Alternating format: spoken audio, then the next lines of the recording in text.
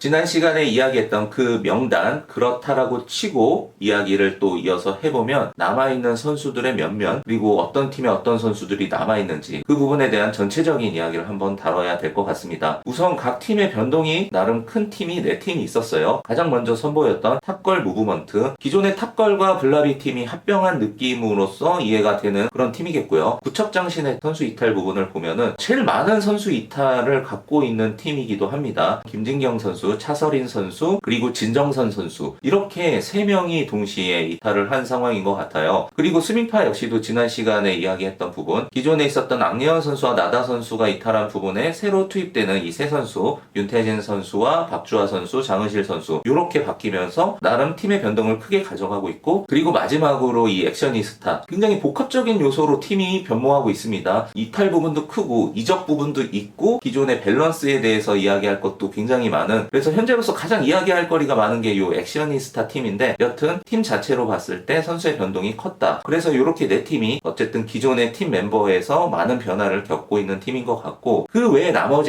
이 4팀은 전원 생존을 했습니다.